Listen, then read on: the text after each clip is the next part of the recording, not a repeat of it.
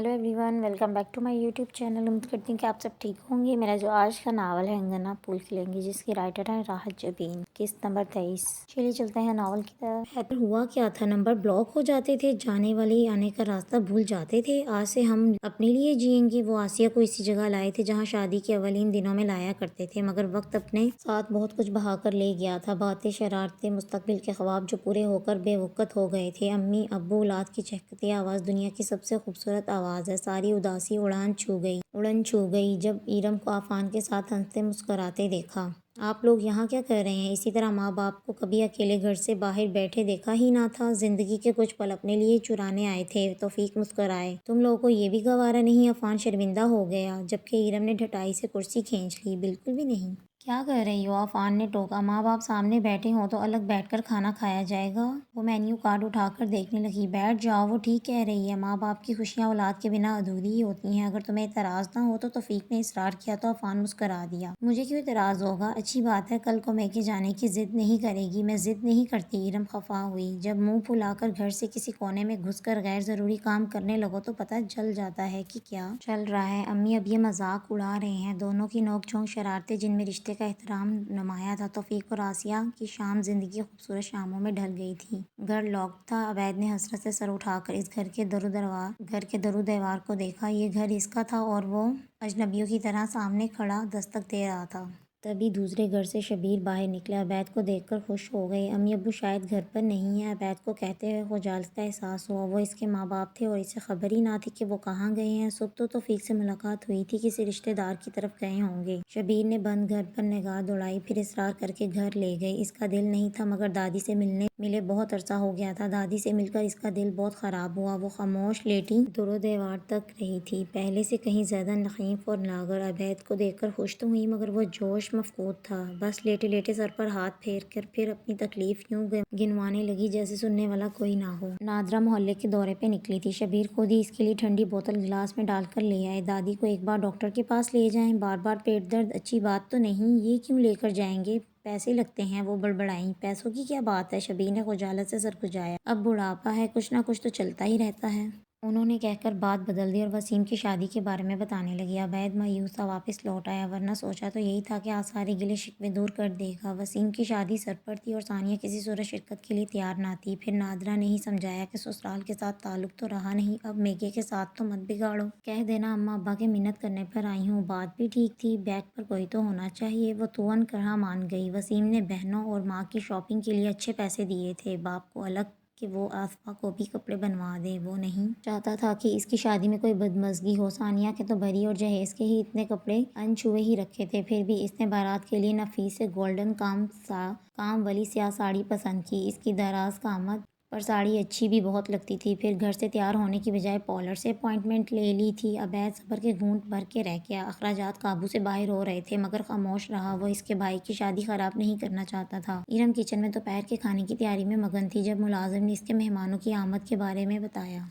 कौन है? ईरम के जहन में ऐसे कोई भी मेहमान ना थे जो इस तरह बगैर बताए इससे मिलने चले आते। पता नहीं जी, एक लड़की और एक लड़का है, अवैध और सानिया। इसके जहन में यही नाम आए तो कुछ मुतबज़्ज़ब सी ड्राइंग रूम में चली आई। सामने बैठे वसीम और नताशा को देखकर वो हैरान रह गई। आप? हेलो ईरम, कैसी हो? आई एम सॉरी, हम बगैर बताए चले आए। नताशा इससे यूं मिली जैसे बरसों की बिछड़ी सहेली हो। वसीम ने उसे देखकर नजरें झुका लीं। एक ही निगाह में देख लिया था वो किस कदर आसूदा हाल और खुश दिखाई देती थी।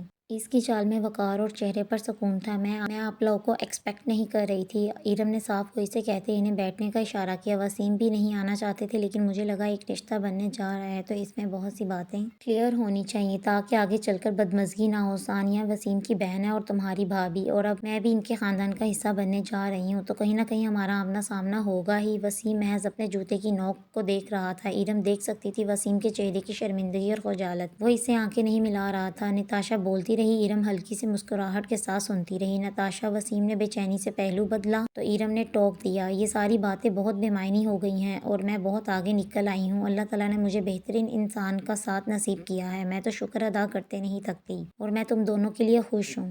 मुझे यकीन था इसका मतलब है कि तुम हमारी शादी में आओगी। नताशा ने पर्स से गोल्डन कार्ड निकालकर इसकी तरफ बढ़ाया। ईरम ने कार्ड खोलकर देखा। मैं वादा नहीं करती, अफान की मसरूफियत का पता नहीं होता और मैं इनके बगैर कहीं नहीं जाती। ईरम ने कार्ड मेज़ पर रख दिया। लेकिन आप दोनों के लिए नेक तमन्नाएं हैं। इसने वसीम को देखा। وسیم بھائی، وسیم بے اختیار سر اٹھا کر اسے دیکھنے لگا۔ بہت مبارک ہو، امید ہے کہ آپ نے زندگی سے بہت کچھ سیکھ لیا ہوگا۔ نئی شادی شدہ زندگی میں آنکھیں اور کان کھلے رکھیے گا۔ وسیم نے شرمندگی سے سر جھکا لیا۔ وہ ایک لفظ نہیں بول پایا تھا۔ وہ وہاں سے بھاگ جانا چاہتا تھا مگر ملازمہ نے چائے کے ساتھ لوازمات رکھنا شروع کر دیے۔ ایرم نے انہیں چائے پیے بغیر جانے نہیں دیا۔ خود نتاشا کے ساتھ کالج کی باتیں کرتی رہی، مطمئن اور پرسکون سی۔ وسیم نے اپنے اندر اٹھتے جوار باٹے کو گرم چائے سے ٹھنڈا کرنے کی صحیح کی۔ کیا ضرورت تھی ہمیں یہاں آنے کی؟ باہر آ کر وسیم نے گویا کھل کر سانس لی۔ دیکھنا چاہتی تھی اسے دیکھ کر اب بھی تمہیں کچھ ہوتا ہے یا نہیں؟ نتاشا نے مسکرا کر گاڑی اسٹارٹ کی۔ نتاشا تمہاری تو بولتی ہی بند ہو گئی تھی، آخر میں اس سے کیا بات کرتا؟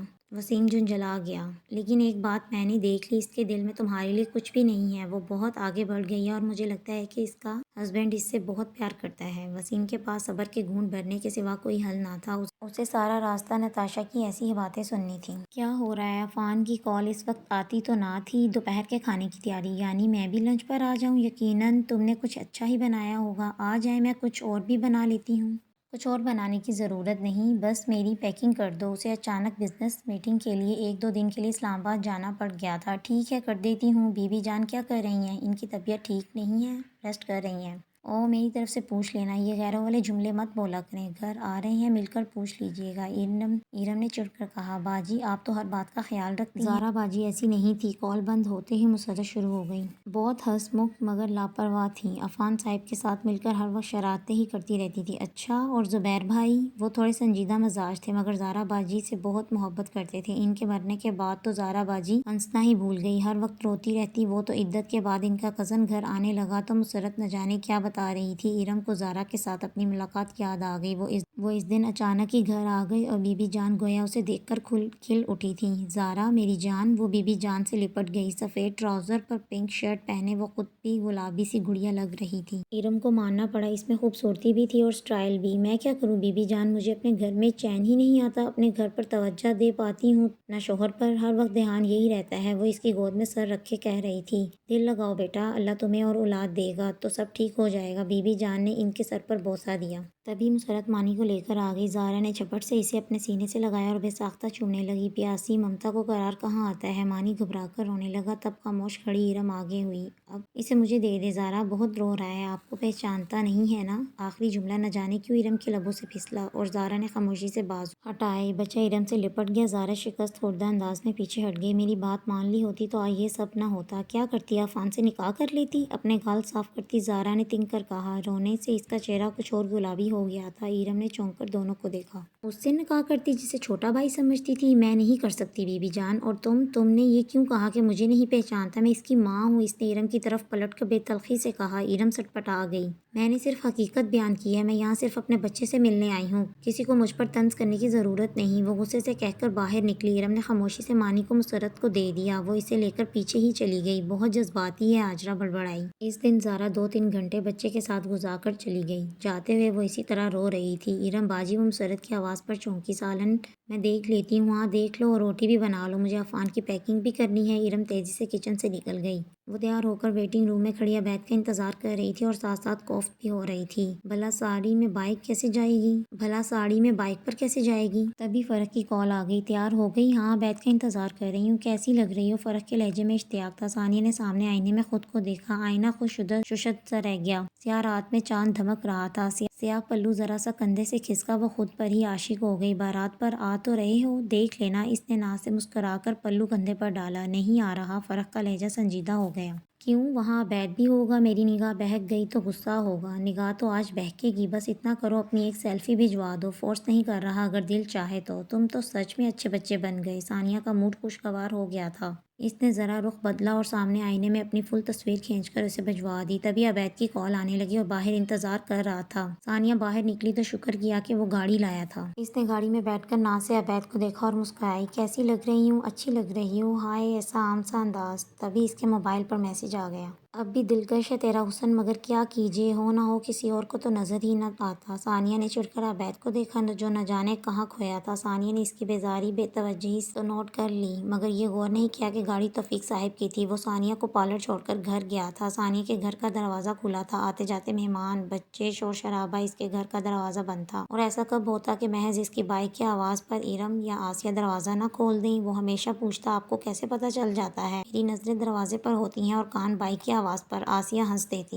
تو کیا آج انہیں میری بائک کی آواز نہ آئی ہوگی؟ وہ ابھی سوچ میں ہی تھا کہ دروازہ کھل گیا۔ ماں بیٹا آمنے سامنے گم سم سے کھڑے رہ گئے۔ کون ہے آسیہ؟ عقب سے توفیق صاحب کی آواز آئی۔ ہمارا بیٹا آیا ہے۔ ماں نے اسے گلے سے لگا لیا تھا۔ اتنے دنوں کی دوری میں یہ سمجھ آ گئی تھی کہ وہ اس سے ناراض نہیں رہ سکتی تھی۔ وہ خوشی خوشی اسے اندر لے آئی۔ توفیق نے ایک نظر بیٹے پر ڈالی، ہاتھ میں پکڑا برتن گملے کے پاس رکھ کر بلی کو پچکارنے لگے۔ ثانیہ کے الفاظ آج بھی اندر آگ لگا کر بیٹے سے شکوہ اور بڑھا دیتے تھے۔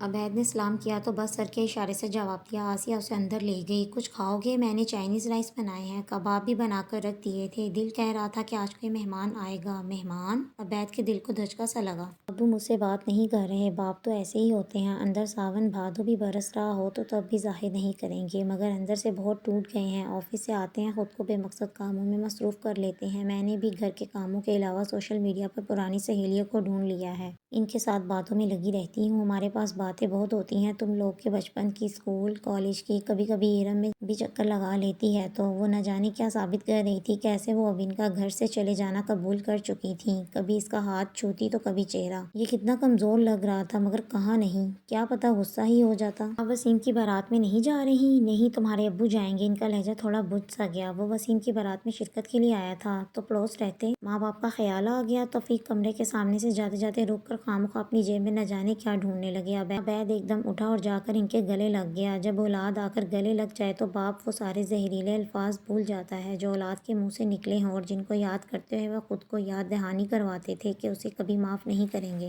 نہ انہوں نے کوئی شکوہ کیا، نہ عبید نے کوئی شکایت، بس تجدید تعلق خود بخود ہو گیا۔ لیکن عبید نے اس کا ذکر ثانیہ سے نہیں کیا تھا۔ فنکشن بہت اچھا رہا لیکن ثانیہ کا موڈ خراب تھا۔ وہ لیے دیے ہی رہی۔ نتاشا نے بھی لفٹ نہ کروائی۔ جیسے ہی تمام رسومات وغیرہ ہوئیں تو وہ آصفہ اور نادرہ کے ساتھ گھر واپس آ گئی۔ بقول رابعہ دلہن کے استقبال کی تیاریاں کرنی تھیں۔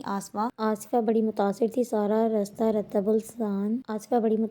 سارا رستہ رطب السان رہی۔ اتنا اچھا انتظام، اتنے کھانے کی سمجھ میں نہ آئے کہ کیا کھائے، کسے چھوڑے۔ بھئی ہم تو پہلے ہی واپس آ گئے تھے، دلہن کا استقبال کرنا ہے اور جہیز کا سامان بھی سنبھال لیں گے مگر وہاں جہیز کا کوئی نام و نشان ہی نہ تھا۔ آج کل تو لوگ کئی دن پہلے سامان بھیج دیتے ہیں تاکہ سیٹنگ ہو سکے۔ وہ رابعہ سے پوچھ رہی تھی۔ رابعہ بیچاری کیا بتاتی؟ وسیم نے کسی بات کی بھنک ہی نہ پڑنے دی تھی، وہ تو گویا مہمانوں کی طرح شامل ہوئے تھے۔ ثانیہ نے ہائی ہیل اتاری اور بیٹھ کر تسلی سے کولڈ ڈرنک پینے لگی۔ دھیرے دھیرے مہمان واپس آ رہے تھے۔ نادرہ کے ہاتھ پاؤں پھول رہے تھے۔ بچیوں کو پھولوں کی پتیاں دے کر کھڑا کیا۔ صدقے کا مرغا پکڑ کر وہ دروازے میں کھڑی ایک ایک کو پکار رہی تھی، یہ کرو وہ کرو۔ ثانیہ بیزاری سے سب دیکھتی رہی۔ پھر دلہن کی گاڑی آ کر رکی۔ نادرہ نے رابعہ کو دھکیلا کہ دلہن کو اندر لے آئے۔ آئیے بھابھی۔ رابعہ نے نتاشا کو اندر پہنچانا چاہا۔ آپ رہنے دیں رابعہ، میں وسیم کے ساتھ اندر جاؤں گی۔ نتاشا کا لہجہ نرم اور دو ٹوک تھا۔ رابعہ کا بڑا ہوا ہاتھ فضا میں ہی معلق رہ گیا۔ وسیم تیزی سے پاس آیا تو نتاشا نے بے تکلفی سے وسیم کے بازو پر ہاتھ رکھا اور اسی کے سہارے اندر تک گئی۔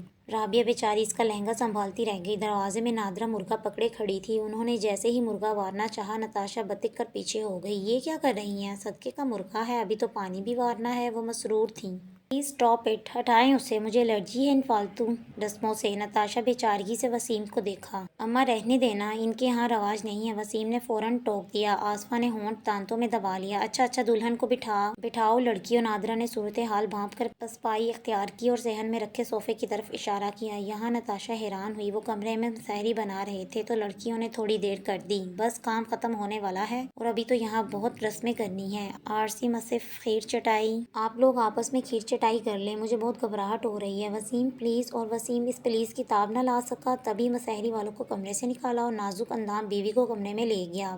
بس گود میں اٹھانے کی کسر رہ گئی تھی۔ مہمانوں نے انگلیاں دانتوں تلے دبا لیں۔ نادرہ ہکا بکا دیکھتی رہ گئی۔ گئی بھینس پانی میں۔ سنا تھا کہ شادی کے وقت بڑے بڑوں کی مت ماری جاتی ہے پر ایسا بابلہ تو کہیں نہ دیکھا۔ نادرہ تمہارا لڑکا تو بڑا ہی ہلکا نکلا۔ نادرہ بیچاری ہاتھ میں پکڑے مرغے کو تکنے لگی۔ کوئی بات نہیں، اس کی یخنی بنا کر پی لینا، دل کو تقویت ملے گی۔ نادرہ نے غصے سے مرغا مرغا چھوڑ دیا۔ مرغا نہیں، سمجھو تمہارا بیٹا ہاتھ سے گیا ہے۔ ثانیہ نے بیزاری سے اس سارے ڈرامے کو دیکھا۔ اس کے لیے کچھ بھی غیر متوقع نہ تھا۔ رینا کی خوشنما بے بسا رنگوں میں ڈھلا سفید ہاتھ اس کے گندمی ہاتھ میں تھا اور نگاہیں اس کے چہرے پر جمی تھیں۔ وہ ناز سے مسکرائی۔ کیا دیکھ رہے ہو؟ اپنی خوش نصیبی پر یقین نہیں آ رہا، لیکن مجھے تو پورا یقین تھا کہ جس سے میں نے محبت کی وہی میری زندگی کا ساتھی بنے گا، اور دیکھو ثانیہ کی تمام تر کوششوں کے باوجود میں یہاں ہوں۔ ٹھیک کہا، تم میرے نصیب کی بارش تھی، کسی اور چھت پر کیسے برس جاتی۔ وہ شوق ہوا۔ مگر تم تو کسی اور چھت پر برسنے کو تیار تھے، نتاشا نے شرارت سے کہا۔ پلیز، میں اس بارے میں کوئی بات کرنا نہیں چاہتا، وسیم نے فوراً ٹوک دیا۔ اوکے، ویسے بھی یہ رات صرف ہم دونوں کی ہے۔ نتاشا کا لہجہ شوق ہوا۔ نتاشا، میں جانتا ہوں ہمارے گھر کا ماحول بہت مختلف ہے، مگر پلیز تم میری خاطر ایڈجسٹ کر لینا۔ گھر میں صرف امی، ابو اور دادی ہی تو ہیں جن کا تم نے خیال رکھنا ہے۔ نتاشا کی شوخی جذبات سب ٹھس ہو گئے۔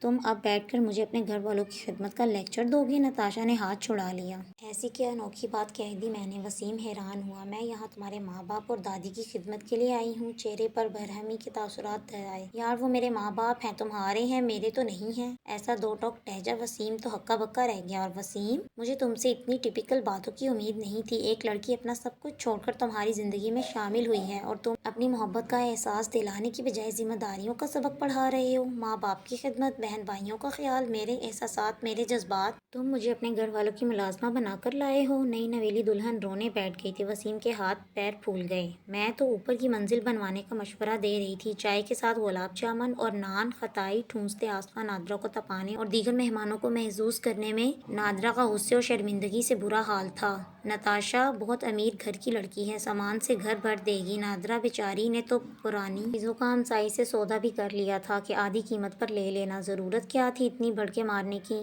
ثانیہ نے دانت پیسے۔ ماں نے اتنا شور نہ مچایا ہوتا تو آج فخر سے کہہ سکتے کہ بھائی نے خود ہی جہیز لینے سے منع کیا ہے۔ جہیز تو ہے ہی لعنت، سب تمہاری وجہ سے ہو رہا ہے، تم نے ہی خواب دکھائے تھے۔ نادرہ روحان سی ہو گئی۔ نادرہ، پہنانیوں کے کپڑے نہیں ملے؟ آصفیہ کو ہر بات یاد تھی۔ رابعہ طویل سانس لے کر کراٹ گئی۔ آصفیہ کو کون روک سکتا تھا؟ بہتر تھا کہ باقی مہمانوں کو چائے پانی کا پوچھ لیا جائے۔ میں نے پوچھا، دلہن کے گھر سے ناشتہ بھی آئے گا یا باقی سامان کی طرح وہ بھی گول ہے؟ 3 بار تو ناشتہ کروا چکے ہیں، نادرہ نے جل بھون کر کہا۔ چائے مٹھائی سے پیٹ تھوڑی بھرتا ہے، آصفیہ نے ناک چڑھائی۔ دادی گپ چپ بیٹھی تھیں۔ کل سے پیٹ درد کی شکایت تھی، اسی بات کو بنیاد بنا کر انہیں بارات کے ساتھ بھی نہیں لے جایا گیا۔ اب بھی کبھی پیٹ میں مڑوڑ اٹھتے تو کبھی متلی کی شکایت ہوتی۔ وہ نیا سوٹ پہنے گچھا مچھا ہوئی پڑی تھی، اپنی افراتفری میں کسی کی بھی توجہ ان پر نہیں تھی۔ رابعہ مہمانوں کو دیکھنے کے ساتھ ساتھ دونوں بچوں میں الجھی تھی جو دانت نکالنے کے پراز کی وجہ سے چڑچڑے ہو رہے تھے، لیکن ایک بار وہ زبردستی دادی کو لیمو پانی بنا کر پلا گئی تھی جس تیزی سے کمزوری کی طرف مائل تھا۔ کھال لٹک گئی تھی اور جلد کی رنگت پلاہٹ مائل تھی، لیکن یہ دیکھنے کے لیے کوئی بھی فارغ نہ تھا۔ شبیر کسی کام سے اندر آئے، دادی نے سر اٹھا کر انہیں دیکھا۔ وہ کہنا چاہتی تھی کہ وہ انہیں کسی ڈاکٹر کے پاس لے جائیں، تبھی تیار شیار وسیم ایک بیگ گھسیٹتا آ گیا۔ عقب میں خوشبوؤں کا جھونکا تھا۔ بیگ دیکھ کر نادرہ کے دل کو ڈھارس ہوئی۔ آ گئے پہنانیوں کے کپڑے؟ انہوں نے چتاتی نظروں سے آصفیہ کو دیکھا، جبکہ نتاشا کا ہینڈ بیگ دیکھ کر چونکی۔ کیا وہ لوگ کہیں جانے کی تیاریوں میں تھے؟ تبھی وسیم نے باپ سے اجازت چاہی۔ کیسی اجازت؟ تم لوگ کہاں جا رہے ہو؟ سبھی حیران ہو کر انہیں دیکھنے لگے۔ نتاشا کے گھر۔ وسیم نے نظریں چرائیں۔ نتاشا، ناشتہ کر کے ہم لوگ ہنی مون کے لیے نکل جائیں گے۔ سب کے منہ کھلے کو کھلے رہ گئے۔ ایک لمحے کو ایسی خاموشی چھائی کہ سوئی بھی گرے تو آواز آئے۔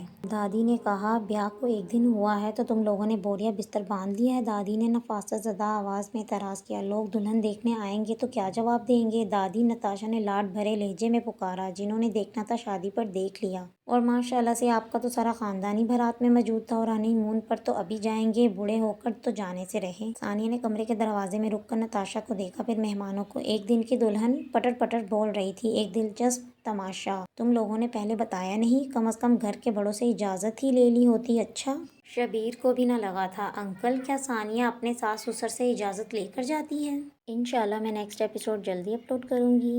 تب تک کے لیے اللہ حافظ، اپنا خیال رکھیے گا۔